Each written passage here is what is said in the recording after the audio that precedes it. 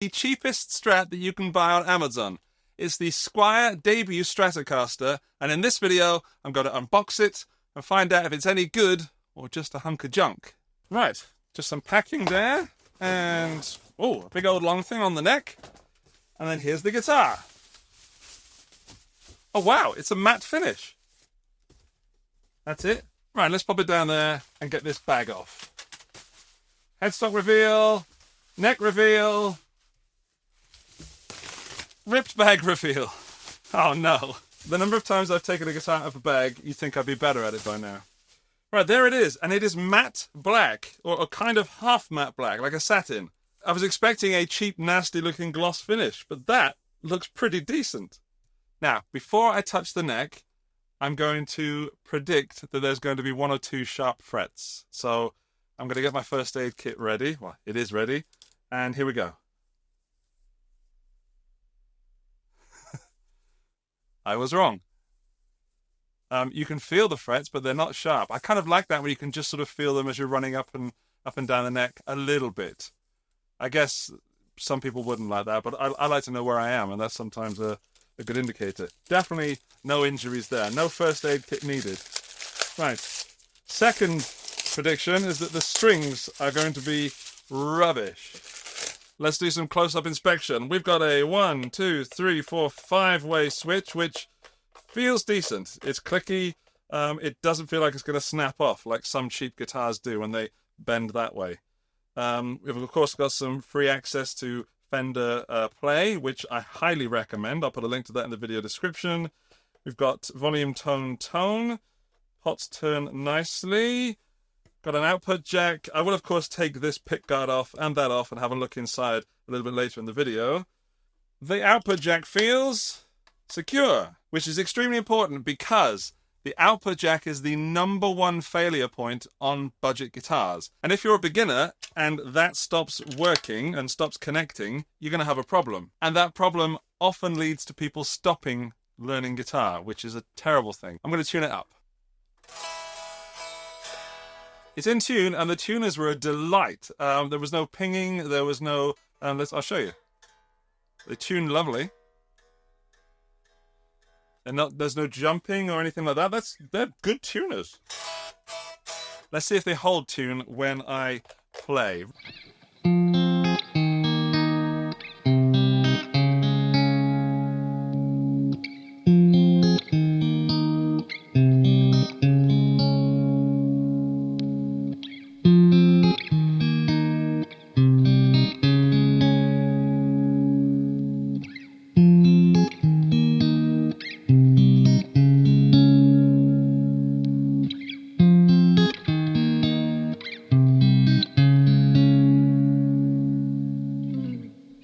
Oh dear.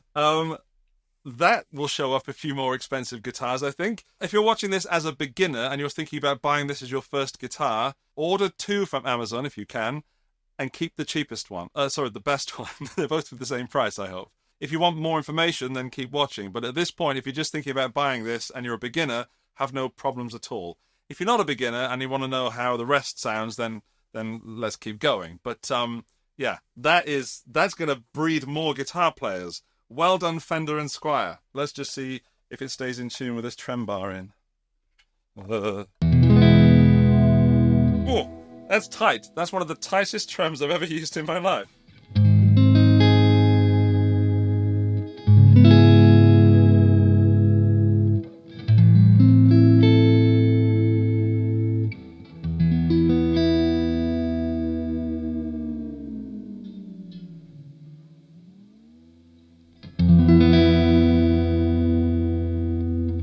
Alright, let's be fair. Let's give it a good bit of a razz, and I'll bend the strings again and tune it up again and see if it does it twice. Right, let's do something extreme.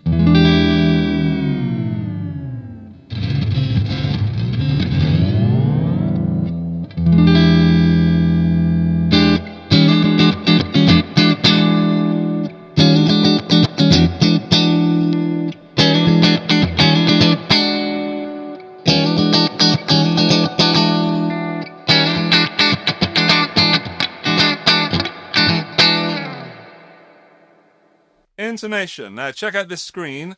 If you've never done this, I'm going to do the harmonic and the fretted note. And they should be about the same. Well, they should be exactly the same, but... So the harmonic's a bit flat, so that bridge saddle needs to go back a little bit. So it's not bad, but it's not perfect, and I honestly thought it was better than it is because the low E is intonated well. It's a bit buzzy, but it sounds there, and because I mainly do these shape chords,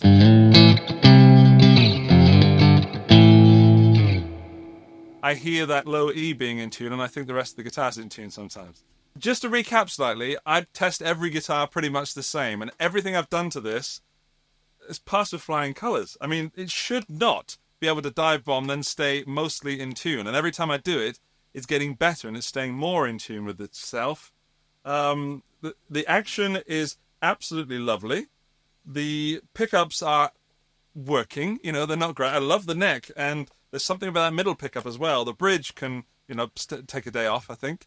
At least you can roll off the ice-picky high frequencies with that tone knob, which you can't do on some Fender Strats. That makes so much more sense to me than the way Fender normally make their guitars when they're vintage spec. What else? I just feel at home with it, and I love this matte finish. I've got a Boss fuzz pedal and the Phenom distortion from Wampler here, so I'm going to play those through the Fender amp. Fuzz first.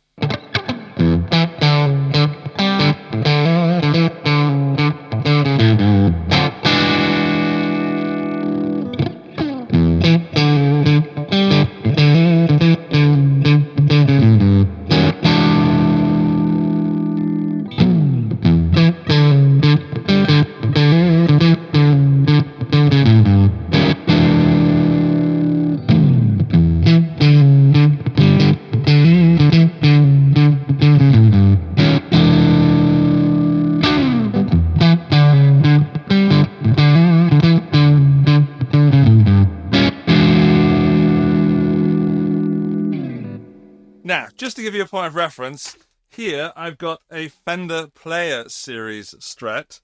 I think this one's around €700, so I think you could buy maybe even up to 6 of the Squiers for one of these. I haven't done the math really, but this is what this one sounds like.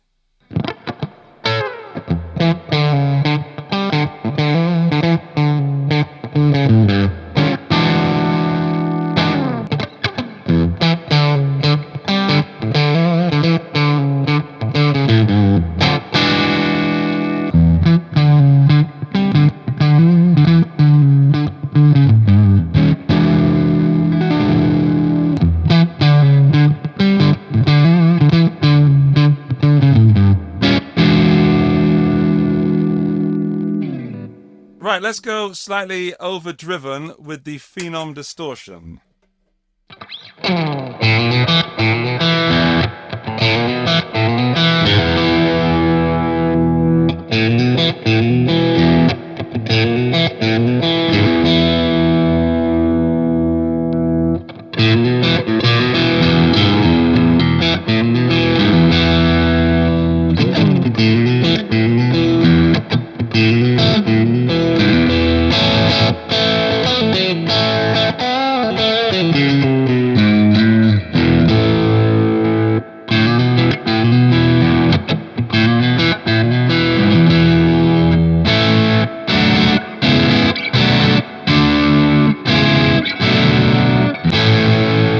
Now the guitar sounds are getting less impressive. I still love it though. Also, I've worked out that it's not a different scale length. It is slimmer in the body that way. I'll measure it in a moment. It is also an Amazon exclusive, which I wasn't sure about when I bought it. Other places, they're called the Sonic, the Squier Sonic range, which apparently is the same spec as this, but the Debut series has a matte finish and the Sonic series has a gloss finish. So I'm more in the camp for having this one. But if the Sonic is the same spec as this, then also a great guitar, just a different look and feel. But the problem with this is that I just want to keep playing it. It's a very enjoyable guitar to play, even though those sounds are getting less and less pleasant to my ear. But that's all going through the Deluxe Reverb, so it's time to plug it through maybe the Boss Katana, the 50, and with that, I can turn off the tube amp, and it'll stop being so hot in here as well. Alrighty, so I've got the Boss Katana 50 Mark II mic'd up with the Lewitt MTP440, and I'm going to run through the pickups again on a 90s rock setting.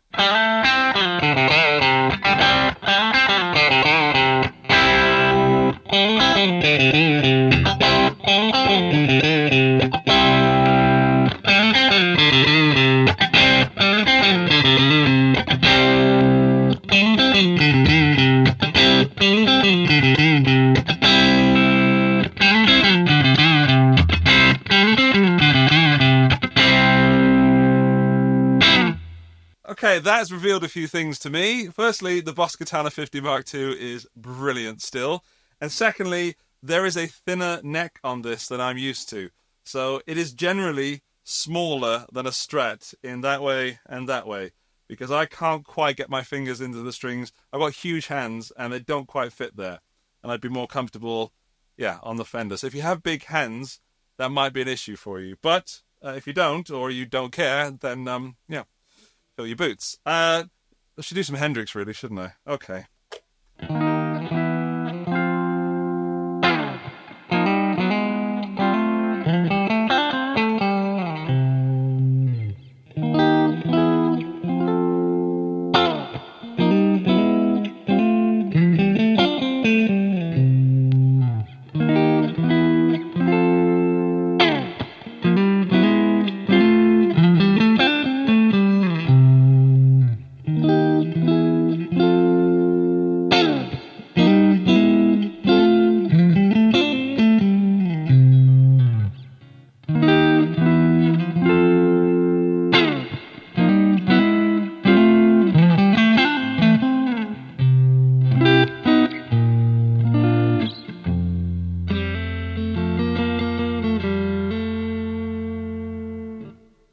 Yeah, the intonation issues are starting to show up now, and I am super nitpicking over a €150 guitar. So I want to look inside it. So here we go. Let's open this up, see what we're getting. Wow, it's rooted for humbuckers in the neck. I can't get it out 'cause it's stuck on that pole. Come on, baby. There we go. Right. It's none more black. It's black all over. That could be conductive paint, or it could just be paint. So let's find out. So, no, that's not shielding. It's just the same paint we got here, I guess.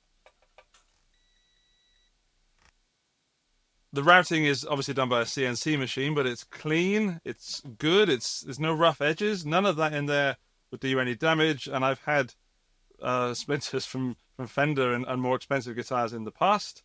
I don't know if that's relevant. What's probably relevant is this pickguard.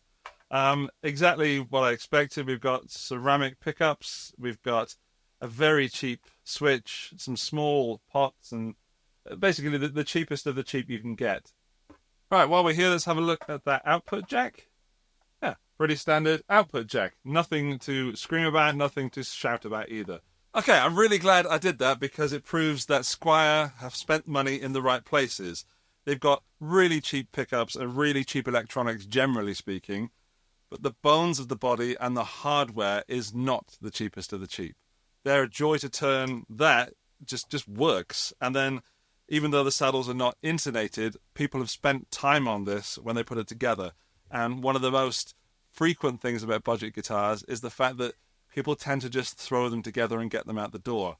This has had time spent on it to make sure that it is of a certain quality. So let me summarize this with a good, bad, and ugly. First up, the good.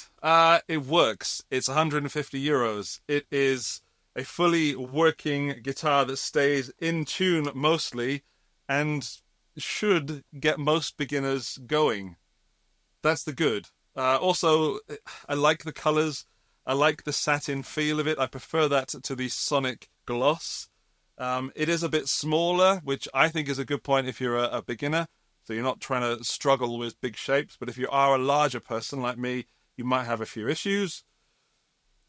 I might have a good one. I might have a great one, because the level of tolerance in quality can really vary in these budget guitars. There is nothing that's not playable about this. Yes, it needs a bit of intonation checking, but I haven't done that in this video to show that it doesn't really need it, although it's been screaming at me for the entire time.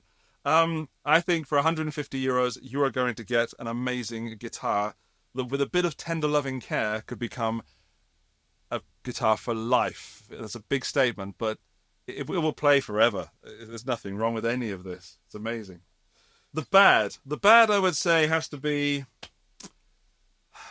Is there any bad? I mean, there's a bad / ugly that I'll go into in a moment.